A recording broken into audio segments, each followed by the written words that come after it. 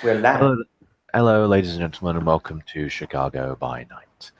Tonight's scene begins with Dave, the awesome Dave, the almighty Dave, the many other Dave nicknames that Dave has been given, out of character, of course, by the wonderful players at Chicago by Night, because he's apparently their favorite guy. He's their guy. You know? He's the guy.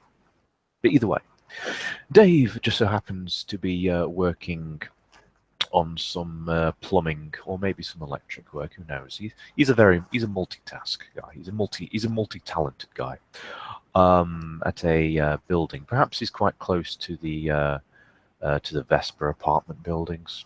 You know, so I can't remember exactly which district it's located in at the moment, but either way, yes, he's just finishing off a job and he's just going to his vehicle to put his tools back in the thing and then drive off to do whatever it is that Dave does during the night. Because, yeah, subcontracting work, especially during the night time, is it's thirsty work, and so sometimes you have to kind of like boost yourself, and also sometimes you have to get you have to go out hunting afterwards because that's kind of a thing when you're a vampire. So yeah, we'll probably start the scene after Dave has just like finished feeding upon um, someone, just a random passerby, did it very quietly, did it very gently, didn't want to hurt anything, only took a bare minimum amount of blood and just left them, uh, with no knowledge of just what happened, because, that's kind of what happens when and it's one of the benefits of having, it's one of the benefits of the kiss one finds when there's a vampire. Yeah, after he's done that, starts heading back to his, well, I'll probably like take a walk through some of the streets, just to take in the nightlife because he's dead. It's one of the few luxuries that he has these days. Okay. You will. How to explain? As you walk, Dave, you feel as though eyes are upon you, but you can't see from where the stare is coming. It appears to be from all around you and yet from nowhere. Hmm. I see, said the blind man who couldn't see at all. And yes, that is an old. Hear no evil, see no evil. Yes, see no evil, hear no evil, say no evil. Anyway, that was the most campus thing I've ever done. Anyway, yeah, Dave probably like starts slowing down his steps, and then will probably he'll probably just like lean against one of the lampposts and just kind of look around at the immediate area. There's probably maybe like a handful of people walking the streets this night. The occasional car passes. Yeah, that feeling of someone. Does Dave have Auspex? Yes, he does. What rank of Auspex? First off, Okay. for It's now. not sufficient to. I was going to say it's not sufficient to see me. Mhm. But you will hear from behind you what sounds like a hissing noise. And then a voice right in your ear will say, I wonder, Enchan, when did you die? Dave will kind of like turn side eye towards the sound of the voice. You will see the person pictured in my display picture, covered in head to foot in black robes that wrap around every single piece of exposed skin, save for his eyes, which have the very rare condition of, I believe it's heterochromia or heteroschromia. It is the medical condition where your eyes are two different colors. Oh yes, oh, yeah. I think it's yeah. Yeah, something. So one of them is a piercing sky blue. The other a rather sickly green. As they look into yours, you see arcane or odd-looking sigils covering the black robe that almost appear to burn with their own luminescence. Ah, great. Uh, You're not selling anything, are you? The Sorry, figure. I'm sorry, I'm just asking. The figure taps his index finger to his lower lip and says, well, what you assume is his lower lip behind the wraps that cover his face, and he says, "No, Inchani, I am not."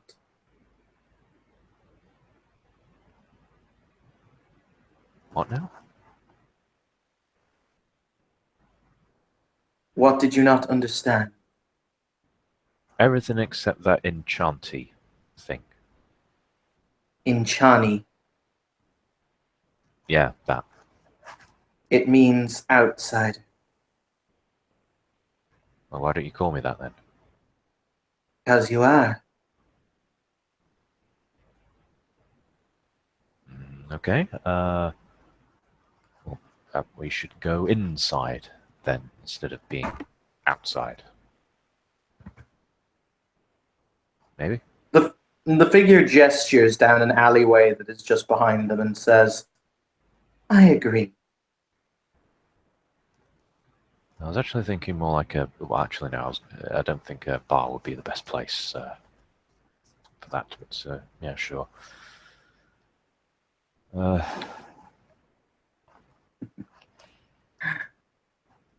Where are my manners? I am known as the Obsidian Lantern. Okay, Mr. Lantern. I'm known as Dave. Would Dave have been around Kindred Society enough that the rep merit No. would apply, or would you say he hasn't? Okay. Excellent. The figure kind of quirks his head. Wait a minute. The what? Sorry. The rep background. No. Okay. I assume not. The figure kind of quirks his head to the side. You have not heard of me. Should I have? Oh, yes. Most everyone has. Inchani. Okay then. Sorry about that.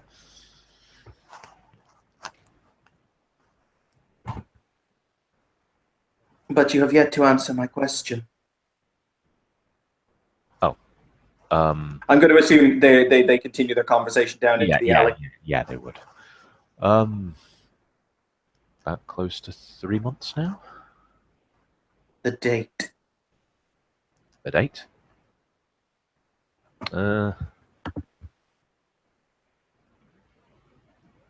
Well, it's May now, so say about February, beginning of February. What name were you known as when you were born? Dave? Your full name. Oh. In that case, it's Dave Bleep, because I haven't decided on a surname for Dave. I never did. I didn't expect him to listen. But yeah, just assume that he gives the name, and like a car like passes just as he's a very loud car passes just as he's saying the surname. And where were you born, as well as the date upon which you were born? Is this a trick question? No. All right. Then he gives you the date and the year. Other details I have not decided on. So assume yes, a big Mack truck like goes in the opposite direction to that car, just as he's describing it. The figure kneels on the ground in front of you and removes. Have you seen the third Pirates of the Caribbean movie? No, I have not seen any of the Pirates of the Caribbean movies. Well, besides the first one. Okay. He removes a long scroll from what you must assume was that was wrapped around what you must assume was his arm, as he lays it out in front of you, and it's basically covered in stars, or what you assume are stars and constellations. And he starts to trace. He bites his hand and he lets blood trickle down a finger, and he starts to trace onto the. He starts to trace blood all over the parchment, essentially forming intricate spiderweb-like lines.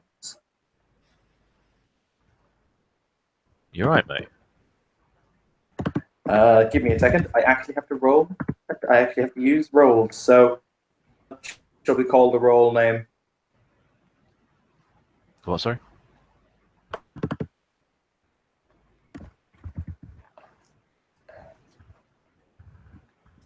Do we not have like a rolls room already set up for this game? I think we do. I think it's just Chicago by Night.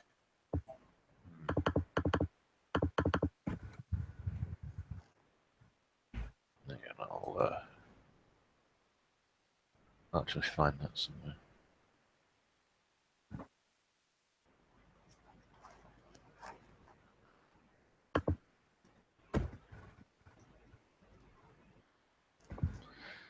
Yes, apologise for the delay, people who may be watching this right now, but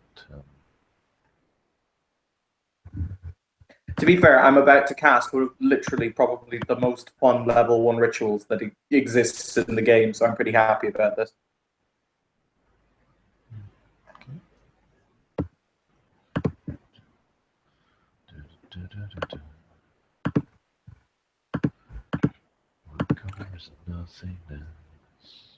Oh, I have the. I'll link you the rolls room in the chat. There you go.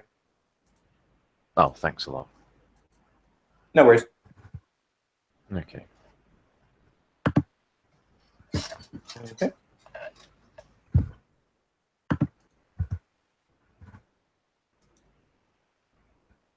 So that 1 will knock out the 8. Jason, because you might know this much quicker than I do. Thaumaturgy is obviously your willpower. Yes. But the difficulty is 3 plus level of thing you're doing, isn't it? If you're using a thaumaturgical path, then yes, it's basically willpower. It's basically your roll willpower, and difficulty is the level of the evocation you're using. Like for example, yeah, a level 1 would be difficulty 4. Level 2 would be 5, Okay, cool. 3, 6, and so on and so forth. Yeah, cool. Okay. If you're using a ritual, it's intelligence plus occult, and difficulty is pretty much the same. Oh, in that case, sorry, I have to re-roll that because I just misjudged that. That is my bad. 5, and then plus 2. Okay, cool. And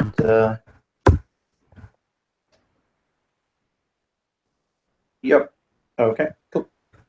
So basically, he will look up at you, and that is more than enough successes.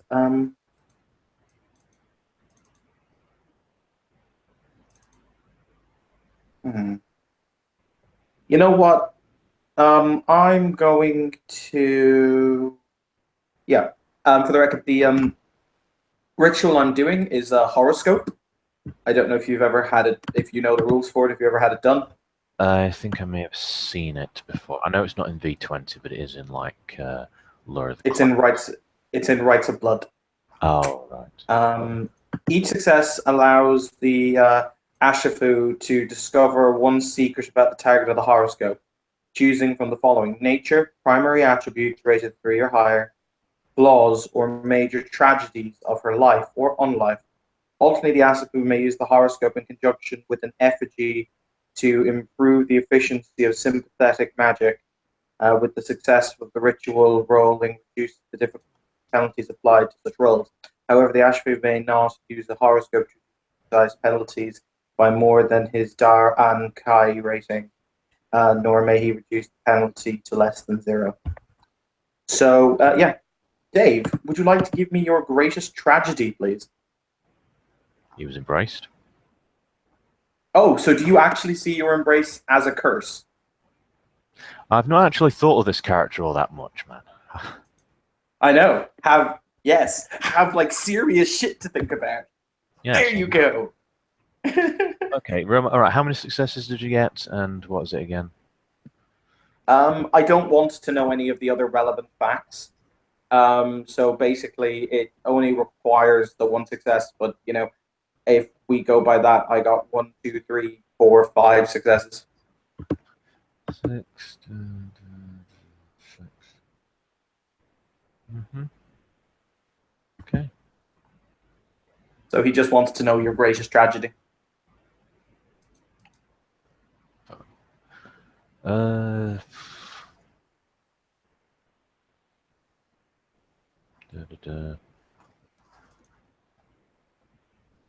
Suppose that it might be because he's caitiff. He never knew his sire, but The head snaps up and he looks at you and he says, "You curse the father who brought you into our world for not being the father he should have." and Dave has this awkward pause where he keeps a very blank expression on his face. What? The one who made you, your sire. You curse him because he was not there to lead you down the path that he set you upon. Never even knew him. He just like Yes. floated. He just like flew in through my window all of a sudden and left 2 marks on the side of my neck. And yet, you are unique, young one. You see the two differently shaded eyes blink as they look deeply into yours, and he says, "You were born under the crimson star. Or unborn." What was that the name of the place that I woke up at? I can't remember. You were made into one of us under the light of the crimson moon. Or sorry, under the light of the crimson star that even now hangs above us. You are unique. No, it's not. Are you having me on? You look into you look into his face, into his eyes, and you kind of get the feeling you don't think this individual knows how to joke.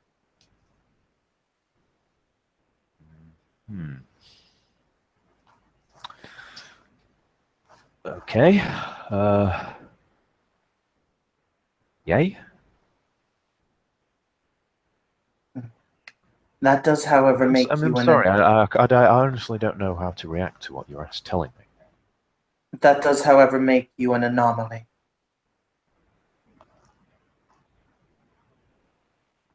And that's bad.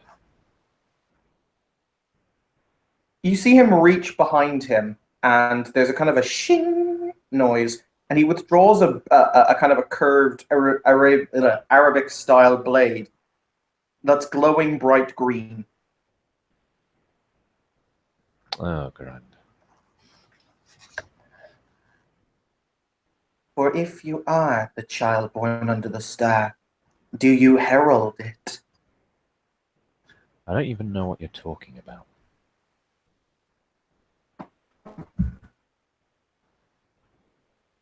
No. He once again, and he kind of does a deep inhale, like, if you do, you are but an innocent child wandering blind in a valley not of your own making.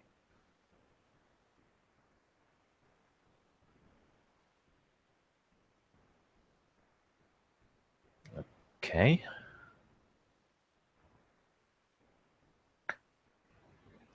So, what do you suggest I do? He puts the blade away, and you hear the shunk as it goes back into its scabbard. Audible sharpness. And he said, "Beg your pardon?" I said audible sharpness. I mean, if it's good enough for anime.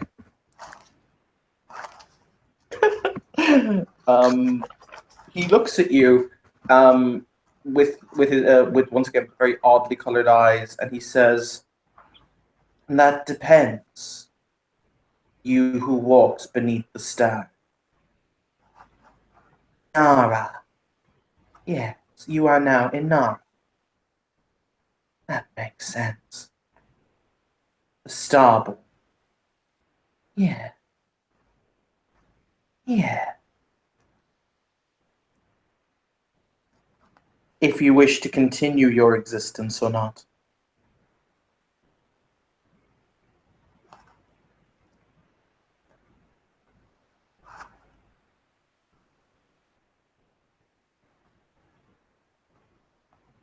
I suppose, I had the choice, I'd like to continue existing. Very well, then. He stands and he rolls up the piece of parchment and places it back in a sleeve and says, I get the feeling that you will come to make a greater, or come to play a greater part in the games that are drawing out all over the city than even you know.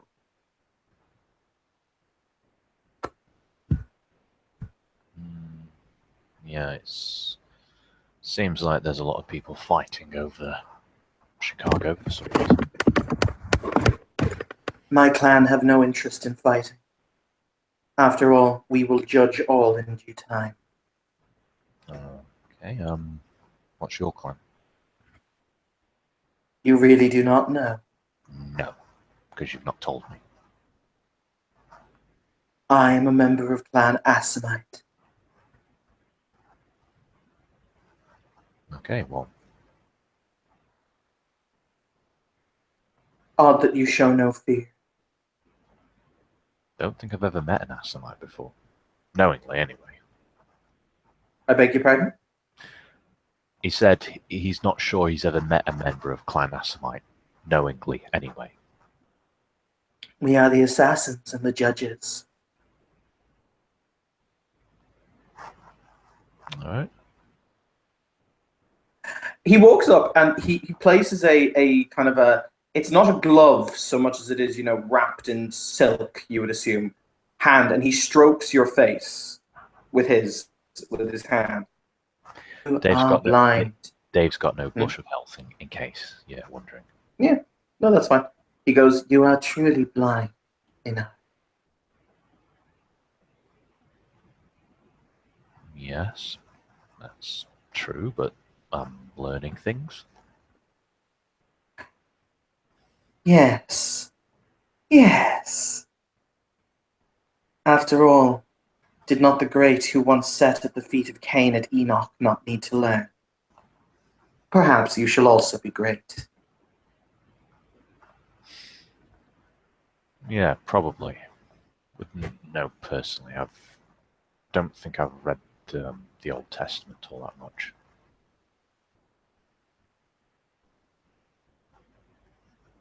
I need to ask Jake a question. I've got influence 5 occult on this character. I'm going to assume that's enough occult to have a copy of the Book of Nod. Probably. I'm just going to ask. And not just any old copy, no, a real fucking copy. Yeah, an autograph copy. Signed by Beckett himself. With annotations from Sasha Vikos. That makes complete sense. Fucking hell, with influence 5, you probably could get that. And it'll probably have like this little little promo, one of those press photos of Beckett, going like, basically like the fucking press photos that Nigel Farage always has, where he's got like a beer and he's always going. Yeah, I kind of did question, how is it that paparazzi can only ever seem to take a picture of Nigel Farage when he's having a suitable liquid refreshment? And he's going, Brexit, mate! I can't do his accent, I'm sorry. But... At this point, the Obsidian Lantern removes a innermost folds of his robe, and he places it in Dave's hand, and he says, if you ever require to see truly the way. This? He holds the It is. It looks to be the address for a book and antique shop somewhere in Chicago. It's a very, very fancy kind of Arabic lettering. You're assuming that Dave knows how to read Arabic script. It's not in Arabic script. It's just in very kind of. It's written in English in Arabic script. if that makes sense. It's just very No, fancy. no, it doesn't. So is it written in English or is it written in great. Arabic script? It's written in both. I can English today. Half of it is in Arabic, half of it is in English, but basically they just mirror each other. Oh, so it's basically like fancy writing that kind of makes it. Yeah, Dave probably looks at it and says, "I don't know if I can read." Oh, that's cheeky. And he says, "Come and see me, and I will show you where it is you now walk, Dave. And perhaps we can find the father who abandoned you." All right. Be interesting to see him. I sense you want answers.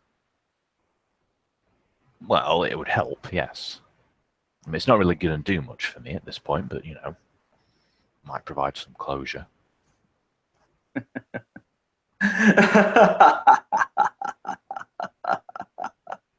Yeah, ha ha ha ha ha ha ha. Do you mock me? No, it's kind of... Well, I assumed that we were just having a round of ha-ha-ha-has. I don't know. Good evening, Dave. Yes. Good evening. That is a really nice With script. that, thank you. With that, the Obsidian Lantern pulls a hood over his already cowled face and makes his way out into the street proper. But as he turns, he looks back at you. Here. And the knife that he drew before, he takes out in its scabbard and throws it at your feet. Dave's probably still in the middle of admiring the font, which he's kind of wondering if he can probably do like a Google search or something for it. He kind of like looks down, he's like, "What's this?" The figure kind of looks at you and says, "In the event that you need to end your life or that of another, this will be more painless." Blimey. Okay, Dave picks up the knife, obviously by the handle rather than the actual blade. The blade, it's sheathed at the moment. It's actually in a scabbard. Oh. Okay. For the record, in case you need to let Jake know, basically what he's given you is a knife, obviously with the burning blade ritual on it, that is good for 1, 2, 3, 4 uses. Okay. Because I had to roll that.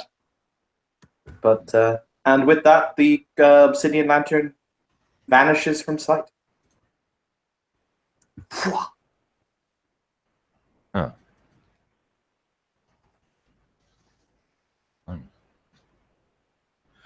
Yeah, Dave, he looks both ways before he pockets the by the way, if you're actually looking at the knife, I mean, the handle is made of chased silver. It's got a huge emerald set into the pommel. Scabbard itself is made from a rather red leather with ivory inlay. This knife cost a major amount of money.